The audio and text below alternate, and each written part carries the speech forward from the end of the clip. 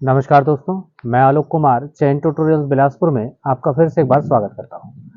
जैसा कि आपको पता है कि कल 24 जून को श्रम निरीक्षक का पेपर हुआ, जिसका पेपर मेरे हाथ में है। ठीक है, तो कल अब जो पेपर हुआ है उसमें काफ़ी सारे लोग के मन में पेपर देने के बाद तुरंत एक चीज़ आ जाती है कि सर कट ऑफ कितना जाएगा, पेपर कितना सरल आया था, कितना कठिन आया था। ठीक है, मेरा सिलेक्शन हो पाएगा, मेरा सिलेक्शन नहीं हो पाएगा, क्या होगा, क्या प्रक्रिया होगी, ये सब कुछ। ठीक है, तो चलिए उसके बारे में हम देखते हैं कि ये पेपर कैसा था, कैसा होने वाला है इसका रिजल्ट और कितनी पॉसिबिलिटीज इसमें आपकी बनती है। चलिए, तो जैसा कि आप सबको पता है कि ये जो पेपर हुआ था टोटल 150 नंबर का हुआ था और इसमें 4 सेक्शंस डिवाइड किए गए थे।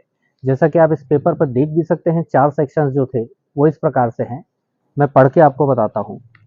पहला जो सेक्शन था वो था सामान्य अध्ययन, जिसमें भूगोल, इतिहास, विज्ञान और संविधान ये सब के प्रश्न पूछे गए थे कॉमन रूप से, प्रश्न क्रमांक 1 से प्रश्न क्रमांक 65 तक।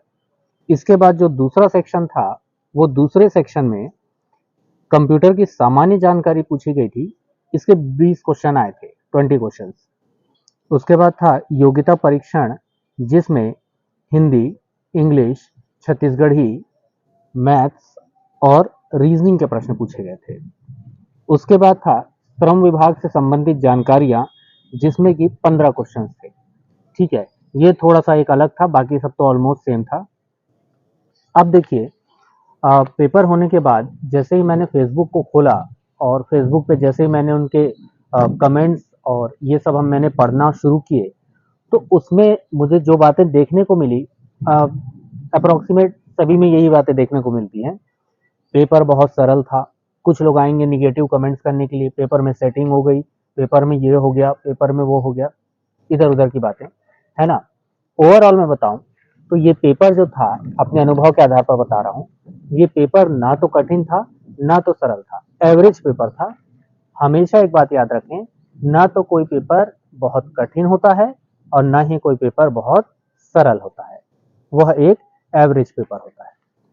ठीक है, अब दूसरी जो बात निकल के आती है वो बात आती है कि सर एवरेज कट ऑफ कितना जाएगा, कितने में हमारा सिलेक्शन हो सकता है।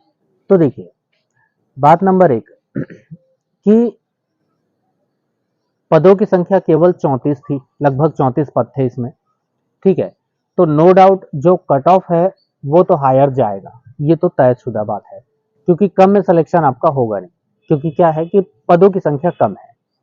ठीक है, तो कट ऑफ तो हाई जाएगा और कट ऑफ हाई लाने के लिए आपको थोड़ा सा इसमें तुक्का भी लगाना पड़ेगा। देखिए, एक बात और कर लेते हैं अपन यहाँ पर कि जैसा लोग कहते हैं कि मैंने 110 प्रश्न सही हल किए, मैंने 120 प्रश्न सही हल किए। यदि कोई आप में से भी कोई ऐसा हो तो मुझे बताइएगा जरूर यहाँ पर।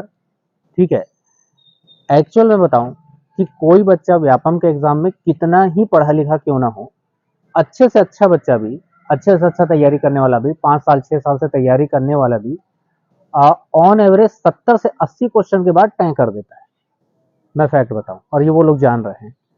70 से 80 क्वेश्चन जो बहुत अच्छे से पढ़ा है, मतलब कहना चाहिए कि जिसका कोई पर्याय ही नहीं है, तो ऐसा जो बच्चा रहता है वो भी 70 से 80 क्वेश्चन कंफर्म बनाने के बाद टाइम बोल जाता है।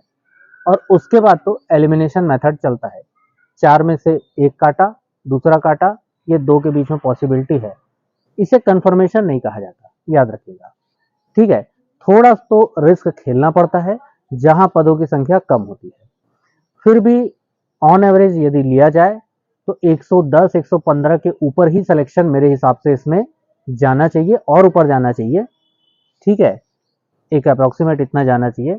बाकी तो ऐसा है कि प्रतियोगी परीक्षा में आपका कितना बना है, इस बात ये बात तो मायने रखती ही है, लेकिन इससे ज़्यादा ये बात भी मायने रखती है कि सामने वाले ने कितना बनाया है। ठीक है, अब आपने पेपर दे दिया है, मैं आपको यही कहूँगा कि आप इस पेपर को, इसका टेंशन छोड़िए, है ना, और अपने अगले पेपर की जो भी आने वाला है, छात्रावास अधीक्षक, आरआई या पटवारी जो भी आने वाला है, उसकी आप तैयारी करिए। इसको छोड़िए अब यहाँ पर और आगे अपना ध्यान लगाइए, है ना। कट ऑफ खेलना छोड़िए यहाँ पर, इसका कोई अर्थ नहीं है यहाँ खेलने का, क्योंकि पदों की संख्या बहुत कम है। ठीक है, और अब प्रयास ये करेंगे कि लगातार वीडियोस लाते रहेंगे, आपका प्यार मिलता रहे। तो मैं आलोक कुमार आपसे फिर मिलूंगा, तब तक के लिए आपसे विदा लेता हूं। और प्लीज ये कट ऑफ खेलना बंद कर दीजिए आप लोग, ठीक है। अननेसेसरी कोई मतलब नहीं है कट ऑफ खेलने से, ठीक है। हाँ, एक चीज और बता रहा हूँ, लगातार मैं वीडियोस लाऊंगा, अलग अलग चीजों पर वीडियोस लाऊंगा। यदि आप इन सभी वीडियोस को देखना चाहते हैं तो इस वीडियो के नीचे डिस्क्रिप्शन बॉक्स में मैं यहाँ पर अपने सोशल नेटवर्किंग के चैनल्स का लिंक दूंगा, आप उससे ज्वाइन हो जाइएगा। तो मैं आपसे फिर मिलूंगा, तब तक के लिए मुझे विदा दीजिए, धन्यवाद।